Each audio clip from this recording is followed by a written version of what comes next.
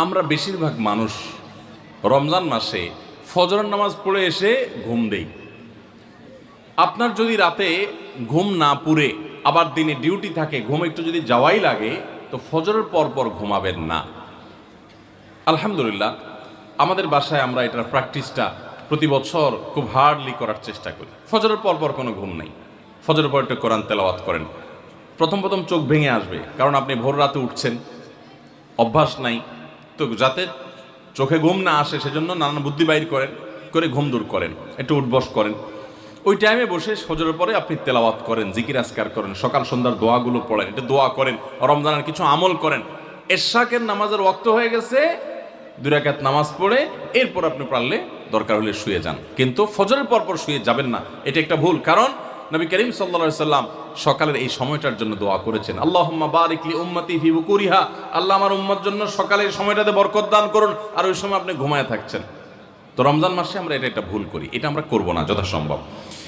অনেকে রমজান মাসে সাহারির খাবার এমনভাবে খায়, এক সময় আমরা দেখেছি ছোটবেলায় যে অনেক মুরব্বীরা আছেন রাত 12টা-11টার দিকে উঠে সাহারি খেয়ে তারপর শুয়ে পড়েন।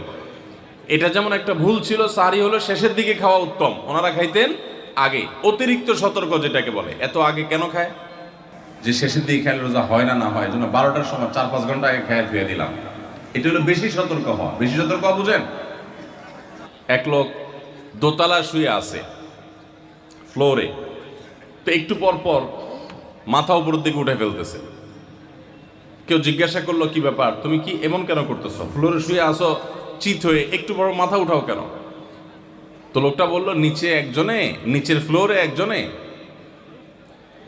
সুই সুতা দিয়ে কাপড় সেলাইতেছে, তো এইভাবে সেলাই করে টান দেন উপর দিকে। তো বলে যে সতর্ক থাকতে তো দোষ নাই, যদি ফ্লোর ভেদ করে আমার মাথা লাগে, এই জন্য মাথা উঠে ফেলতেছে। তো এটা অতিরিক্ত সতর্কতা হলো না? সতর্কতা ভালো, কিন্তু অতি সতর্কতা ভালো না। সাহারি অনেকে রাত 12টা-1টার সময় খান, এটা হলো অতিরিক্ত সতর্কতা। এত বেশি ভালো না, এত অতিরিক্ত সতর্ক হওয়া বরং নিষেধ। হাদিসে নবী সাল্লাল্লাহু আলাইহি ওয়াসাল্লাম আমাদেরকে সাহারি শেষের দিকে খেতে বলেছেন। এখন আরেকটা ভুল হলো, অনেকে সাহারি এত শেষে খান যে মুয়াজ্জিনের সাথে ওনার কম্পিটিশন হয়। মুয়াজ্জিন মাইক ধরে, মাইকের সামনে দাঁড়ায় মুয়াজ্জিন ঘড়ির দিকে তাকাতে তাকে টিক টিক টিক টিক আগাইতেছে কাটা। মুয়াজ্জিন প্রস্তুতি নিচ্ছে যে আল্লাহু আকবার করে হাঁক দিবে, আর উনিও ওইদিকে প্লেট হাতে গ্লাস হাতে খাবার খাচ্ছেন, ধুমায়া খাচ্ছেন, এবং কম্পিটিশনে লিপ্ত হয়েছেন যে মুয়াজ্জিন আগে আল্লাহু আকবার বলেন না, তিনি আগে গিলে শেষ করেন। এরকম কম্পিটিশন হয় কি হয় না? বেশিরভাগ লোক, বিশেষ করে আমাদের যে কোনো কাজে আমরা একেবারে শেষ মুহূর্ত পর্যন্ত না ঠেকালে ভালো লাগে না। এই যে একদম আজান হওয়ার আগ মুহূর্ত পর্যন্ত খেতে থাকা, অনেক সময় দেখা যায় যে ভিতরে যেতে যাচ্ছে আজান পড়তেছে, এখনো আমার গলার নিচেও নামে না, এদিকে আল্লাহু আকবার শুরু করে দিছে, আল্লাহু আকবার শুরু করতেছে, তখনও চাপাইতেছি, এবার ফালাই দিছি। দেরিতে সাহারি খাওয়া সুন্নাত, এর মানে এই না যে এত দেরি করবেন যে মুয়াজ্জিনের সাথে আপনি চোর পুলিশ খেলাবেন। এত দেরি করা এটা অবশ্যই সুন্নাহ নয়। নবী করিম সাল্লাল্লাহু আলাইহি সাল্লাম সাহারি খেয়ে শেষ করার পর ফজরের নামাজ পড়তেন, মাঝখানে 50 আয়াত পড়ার মতো গ্যাপ থাকতো। 50 আয়াতের গ্যাপ মানে হলো 5 থেকে 7 মিনিট এভারেজ, এরকম গ্যাপ তিনি দিতেন, তারপর তিনি নামাজ পড়তেন। তো এই জন্য ভাইরা আমার, আমরা বলতে পারি যে 7 নম্বরের ভুল হলো, আমরা অনেকেই রমজান মাসে সাহারির খানা খেতে খেতে একেবারে আজান পর্যন্ত ঠেকাই দিই। এত দেরি করা আবার ঠিক না। আমরা অনেকে যদি সাহারি খাইতে না পারি তাহলে আর ওই দিন রোজা রাখি না। অনেক লোক আছে বলে যে আজকে সাহারি খাইতে পারি না, এই জন্য রোজা রাখি না। তো সাহারি না খাইতে পারলে রোজা রাখবেন না কেন? সাহারি খাওয়াটা সুন্নত আর রোজা রাখাটা ফরজ। আপনার সুন্নত ছুটে গেছে, কোনো অসুবিধা নেই। সাহারি না খেলে রোজার কোনো অসুবিধা নাই, সাহারি খাওয়াটা উত্তম। নবী সাল্লাল্লাহু আলাইহি ওয়াসাল্লাম বলেছেন, তাসাহহারু ফাইন্না ফিস সাহুরি বারাকা, তোমরা রাতের শেষ বেলার খানাটা, সাহারির খানাটা খাবা, এটাতে বরকত আছে, কল্যাণ আছে। দুপুরের খানায় বরকতের কোনো ঘোষণা নাই, অন্য কোনো খানায় বরকতের কোনো ঘোষণা নাই, কিন্তু সাহারির খানাতে বরকতের ঘোষণা আছে। এই জন্য আমরা সাহারির খানাটা মনে না চাইলেও অল্প স্বল্প কিছু হলেও মুখে দেওয়ার চেষ্টা করব, কারণ সেখানে বরকত আছে, কল্যাণ আছে। কিন্তু কোনো কারণে সাহারি মিস হয়ে গেছে, ঘুম থেকে উঠতে পারেন নাই, আজান হয়ে গেছে, তাহলে এই অজুহাতে রমজানের ফরজ রোজা না রাখার কোনো সুযোগ নাই। কষ্ট একটু বেশি হতে পারে ওই দিন, তাতে কিছুই হবে না, আমরা একেবারে মরে যাব না, ধৈর্য ধরা শিখতে হবে। ইমানদারকে আল্লাহ তাআলা সবর করা শেখাচ্ছেন রমাদানের মাধ্যমে। এই জন্য ভাইরা, কোনোদিন সাহরি মিস হইলে ওই দিন রোজা মিস করা যাবে না। সাহরিতে আমরা বেশিরভাগ মানুষ একটা সুন্নাত আমল করি না, সেটা হলো খেজুর খাওয়া। সন্ধ্যার সময় ইফতারিতে যখন আমরা সাহরি খাই তখন তো সবাই আমরা জানি, আমরা ইফতারিতে যখন খেজুর খাই তখন তো আমরা সবাই মোটামুটি জানি যেটা সুন্নত। কিন্তু সাহরিতে খেজুর খাওয়া যে সুন্নত, এটা ম্যাক্সিমাম মানুষ আমাদের দেশে এখনো জানেন না। নবী করিম সাল্লাল্লাহু আলাইহি ওয়াসাল্লাম বলেছেন, নি'মা সাহুরুল মুমিনি আত-তামার, ইমানদারের সবচাইতে উত্তম সাহরি হলো খেজুর।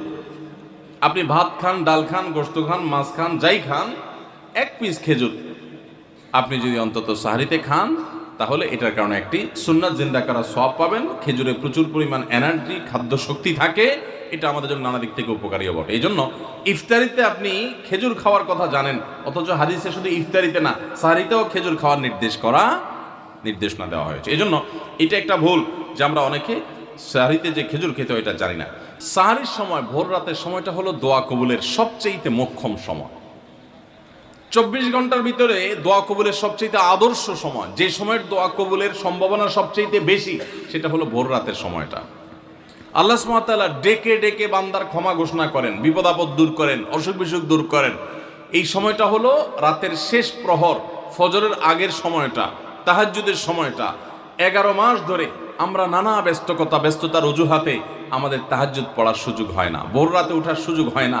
ভাইরা আমার, রমাদানের মাস, আপনি তো সাহরি খাইতে প্রায় প্রতিদিনই উঠছেন। আপনার যেহেতু সাহরি খাওয়ার উদ্দেশ্যে উঠাই লাগে, তো আপনি কেন এই মাসে সাহরির সময়, ভোর রাতের এই সময়টাতে যখন আল্লাহর সাধারণ ক্ষমা ঘোষণা করেন, ওই সময়টাতে আপনি কেন শুধুমাত্র খেয়ে পরে আপনি মসজিদে চলে যাবেন ফজরের জন্য?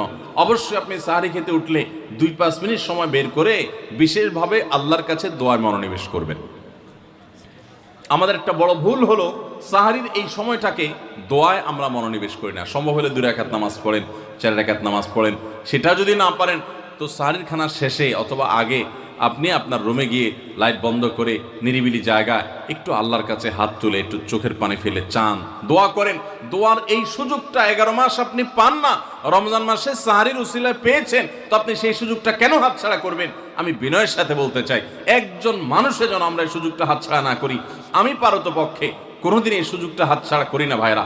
যেদিন কিছুই করতে পারি না, ওই রকম দোয়া করার সময় হয়তো নাই, কোনো কারণে দেরি হয়ে গেছে উঠতে, ওই দিন খাইতে খাইতে মনে মনে দোয়া করার চেষ্টা করি, প্লেটটা ধুইতে দোয়া করার চেষ্টা করি। কারণ মুয়াজ্জিন ফজরের আজান যখন দেন, ওয়াক্ত যখন হয়, তার আগ মুহূর্ত পর্যন্ত আল্লাহ তাআলা দুনিয়ার আসমানে এসে তারপরে বান্দাকে ডেকে ডেকে বলেন, আল্লাহ মিন মুবতালান, তোমাদের মধ্যে কেউ কি অসুস্থ আছো, ফাআফিয়াহু, আমি তাকে সুস্থতা দান করব। আল্লাহ মিন মুস্তাগফিরিন ফাগফির লাহ, তোমাদের মধ্যে কেউ কি আছো ক্ষমা প্রার্থনাকারী, আমি তাকে ক্ষমা করে দিব। এভাবে ডেকে ডেকে আল্লাহ তাআলা দিতে থাকেন। টোটাল 24 ঘন্টার মধ্যে যেই সময়টার দোয়া ফেরত দেয়া হয় না, যেই সময়টার দোয়া মিস হওয়ার সম্ভাবনা খুবই কম, আপনার দোয়ার বেসিক শর্তগুলো ঠিক থাকলে এই দোয়া কবুল হওয়ার সম্ভাবনা জোরালো, সেই সময়টা হলো ভোর রাতের সময়টা। রমজান মাসে এই সময়টাতে দোয়ার যে সুযোগ তৈরি হয়, দোয়ার যে বিশাল সুযোগ আপনি পান, এই সুযোগটা হাতছাড়া করে আপনি শুধুমাত্র খেয়ে দিয়ে এই সময়টাকে পার করে দেন, এটা কখনো বুদ্ধিমানের কাজ হতে পারে না। এই জন্য রমজান মাসের ভুলগুলোর মধ্যে থেকে একটা হলো যে সাহরির সময়টাতে, ভোর রাতের সময়টাতে, দোয়া কবুলের গুরুত্বপূর্ণ সময়টাতে আমরা দোয়া তো করিই না। অনেকে ওই সময় আজকাল সাহরি পার্টি বের করেছেন, তামাশা বের করেছেন, অনেকে টেলিভিশনের প্রোগ্রাম দেখেন। কোন চ্যানেলে সাহরির সময়ের কোন প্রোগ্রাম আমরাও মাঝে মধ্যে এগুলো আগে রেকর্ড করা থাকে। সাহরির সময় আমরা টেলিভিশনে প্রোগ্রাম করতে যাই না, আগে রেকর্ড করা থাকে, সেগুলো চলে। এগুলো হলো তাদের জন্য যারা টেলিভিশনে হারাম জিনিস দেখবে, ওই টাইমটাতে সে যেন হারাম জিনিস না দেখে ভালো কিছু দেখে। আপনাদেরকে আমরা বলবো, কখনো ওই ভোর রাতের ওই সময় ইসলামিক প্রোগ্রামও দেখতে যাবেন না। আপনি ওই সময়টাতে আল্লাহর সাথে কথা বলবেন, ওই টাইমটা ইবাদতের সময়, ওই টাইমটা দোয়া এবং রোনাজারির সময়। আমরা বেশিরভাগ মানুষ এই ভুলটা করি যে রমজানে আল্লাহর কাছে পাওয়ার এই বিশাল সুযোগ আমরা হাতছাড়া করে ফেলি।